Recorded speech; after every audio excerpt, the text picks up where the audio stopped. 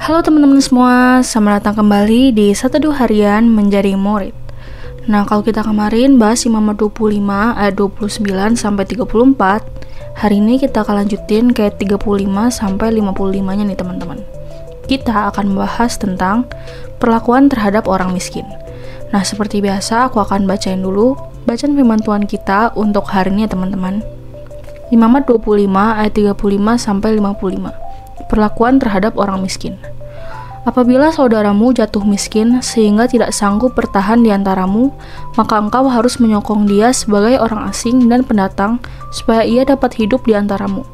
Janganlah engkau mengambil bunga uang atau riba daripadanya, melainkan engkau harus takut akan Allahmu supaya saudaramu dapat hidup di antaramu. Janganlah engkau memberi uangmu kepadanya dengan meminta bunga, juga makananmu janganlah kau berikan dengan meminta riba. Akulah Tuhan Allahmu yang membawa kamu keluar dari tanah Mesir untuk memberikan kepadamu tanah Kanaan, supaya aku menjadi Allahmu. Apabila saudaramu jatuh miskin di antaramu sehingga menyerahkan dirinya kepadamu, maka janganlah memperbudak dia. Sebagai orang upahan dan sebagai pendatang, ia harus tinggal di antaramu sampai kepada tahun Yobel, ia harus bekerja padamu.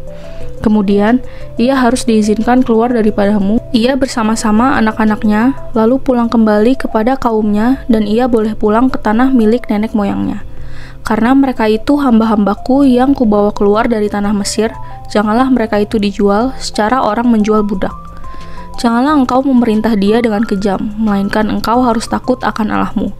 Tetapi budakmu laki-laki atau perempuan yang boleh kau miliki adalah dari antara bangsa-bangsa yang di sekelilingmu, hanya dari antara merekalah kamu boleh membeli budak laki-laki dan perempuan. Juga dari antara anak-anak pendatang yang tinggal di antaramu, boleh kamu membelinya, dan dari antara kaum mereka yang tinggal di antaramu yang dilahirkan di negerimu. Orang-orang itu boleh menjadi milikmu. Kamu harus membagikan mereka sebagai milik pusaka kepada anak-anakmu yang kemudian, supaya diwarisi sebagai milik. Kamu harus memperbudakkan mereka untuk selama-lamanya. Tetapi atas saudara-saudaramu, orang-orang Israel, janganlah memerintah dengan kejam yang satu sama yang lain. Apabila seorang asing atau seorang pendatang di antaramu telah menjadi mampu, sedangkan saudaramu yang tinggal padanya jatuh miskin, sehingga menyerahkan dirinya kepada orang asing atau pendatang yang di antaramu itu, atau kepada seorang yang berasal dari kaum orang asing, maka sesudah ia menyerahkan dirinya, ia berhak ditebus. Yakni seorang dari antara saudara-saudaranya boleh menebus dia, atau saudara ayahnya, atau anak laki-laki saudara ayahnya, atau seorang kerabatnya yang terdekat dari kaumnya, atau kalau ia telah mampu, ia sendiri berhak menebus dirinya. Bersama-sama dengan si pembelinya, ia harus membuat perhitungan, mulai dari tahun ia menyerahkan dirinya kepada orang itu sampai kepada tahun Yobel. Dan harga penjualan dirinya haruslah ditentukan menurut jumlah tahun-tahun itu. Masa ia tinggal pada orang itu haruslah dihitung seperti masa kerja orang upahan. Jikalau jumlah tahun itu masih besar, maka dari harga pembeliannya harus dikembalikan sebagai penebus dirinya menurut jumlah tahun itu. Jika waktu yang masih tinggal sampai kepada tahun Yobel sedikit lagi saja, maka ia harus membuat perhitungan dengan orang itu. Menurut jumlah tahun itulah ia harus membayar uang tebusan dirinya.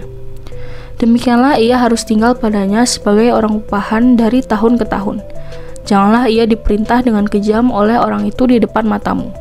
Tetapi jikalau ia tidak ditebus dengan cara demikian, maka ia harus diizinkan keluar dalam tahun Yobel, ia bersama-sama anak-anaknya.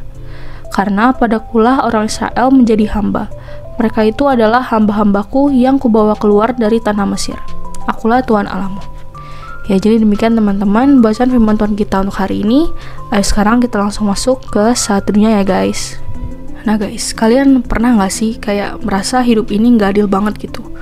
Udah kerja keras tapi tetap aja gak pernah cukup. Udah berusaha sebaik mungkin tapi hidup malah makin sulit. Mungkin kamu seperti seseorang yang kehilangan tanah satu-satunya yang dimiliki, atau kehilangan kendali atas hidup sendiri karena hutang, tekanan ekonomi, atau kondisi keluarga. Mungkin kamu bukan orang yang jatuh miskin secara finansial, tapi kamu tahu rasanya hilang arah, merasa ditinggalkan, dan tergantung belas kasih orang lain. Hari ini firman Tuhan dari Imamat 25 ayat 35-55 menunjukkan bahwa Allah kita tidak menutup mata terhadap penderitaan manusia. Bahkan lebih dari itu, Dia menetapkan aturan untuk melindungi martabat kita sebagai ciptaannya. Dalam Imamat 25 ayat 35-55, Tuhan Allah Adonai memberikan hukum sosial dan ekonomi yang revolusioner pada zamannya, guys. Bayangkan ini, di tengah sistem dunia yang selalu menindas yang lemah, Tuhan menetapkan pagar kasih agar umatnya hidup dengan adil, terutama kepada yang jatuh miskin. Ayat 35-38 menggambarkan sebuah realita pahit. Kemiskinan bisa merampas tanah, martabat, bahkan kebebasan seseorang. Tapi di tengah gelapnya kenyataan ini, Tuhan memanggil umatnya untuk tidak mengambil bunga uang dari sesama yang miskin. Mengapa? Karena harta yang kita miliki bukan milik pribadi, tapi milik Tuhan yang harus dikelola dengan takut akan Dia. Keren gak tuh? Ini bukan sekedar etika ekonomi, tapi spiritualitas yang nyata. Jika kita benar-benar menghormati Allah, kita akan memperlakukan sesama seperti keluarga, bukan objek eksploitasi. Lalu dari 39-43 lebih menyayat hati lagi. Ketika seseorang jatuh begitu dalam, sampai harus menjual dirinya demi bertahan hidup, Tuhan tidak mengizinkan umatnya memperlakukan mereka sebagai budak. Mereka harus diperlakukan sebagai pekerja upahan, bukan properti. Kenapa? Karena Tuhan berkata, mereka itu hamba-hambaku yang kubawa keluar dari tanah Mesir. Dengan kata lain, mereka sudah aku tebus, mereka milikku, bukan milikmu. Ini menyentuh sekali. Tuhan bukan hanya Allah yang memerdekakan Israel secara historis, tapi Allah yang menuntut agar umatnya meniru kasih penebusan itu dalam hubungan sosial. Lalu di 44-55 mengatur hal yang kompleks, perlakuan terhadap budak asing. Di sini kita melihat bahwa Perjanjian Lama tidak selalu menggambarkan kondisi ideal, tapi justru menata keadilan di tengah realita yang sudah rusak oleh dosa. Dan tetap Tuhan menekankan bahwa orang Israel, umat pilihannya, tidak boleh memperlakukan satu sama lain dengan kejam. Sekali lagi, karena mereka milik Allah, bukan milik manusia. Lihatlah, orang Israel bisa ditebus oleh kerabat yang punya uang. Tapi bagaimana dengan kita yang tidak mampu membayar utang dosa kita? Siapa yang akan menjadi goel penebus kita? Yap, benar. Tuhan Yesus Kristus datang sebagai penebus yang sejati. Ia membayar utang kita dengan darahnya. Ia tidak hanya menebus kita dari perbudakan dosa, tapi mengembalikan martabat kita sebagai anak Allah. Dia menolak untuk mengeksploitasi manusia, dan justru rela dieksploitasi, disalibkan demi membebaskan kita. Kita adalah miliknya. Ya, jadi demikian teman-teman renungan kita untuk hari ini. Sekarang aku mau kalian buat merefleksikan nih guys. Nah, Tuhan kan tahu betapa mudahnya hati manusia jadi keras dan rakus. Karena itu, beliau menetapkan hukum untuk membatasi kekuasaan dan mengangkat martabat yang terinjak. Dunia pada umumnya kan memuja keuntungannya. Nah, di dunia yang demikian, Tuhan memanggil kita, muridnya, untuk memilih kasih. Dalam sistem yang mengeksploitasi, Tuhan memanggil kita untuk membebaskan. Dalam budaya yang memperlakukan manusia sebagai angka, Tuhan memanggil kita untuk memulihkan wajah Allah dalam diri sesama. Kemiskinan zaman modern mungkin tidak membuat kita menjual diri secara harfiah, tapi banyak yang menyerahkan hidupnya kepada sistem yang menindas. Budaya hasil, utang konsumtif, tekanan sosial media, beban keluarga, semua itu bisa memperbudak nggak sih? Dan di tengah sistem ini, kita dipanggil menjadi agen pembebasan. Seperti Tuhan yang menebus, kita pun dipanggil menjadi gambaran kasih-Nya di dunia ini. Mungkin kamu sedang berada di posisi yang gagal berulang kali, atau mungkin kamu adalah orang yang punya kuasa atas hidup orang lain. Pertanyaannya hari ini, apa yang Tuhan sudah percayakan padamu? Lalu apakah kamu menggunakannya untuk memperbudak atau membebaskan?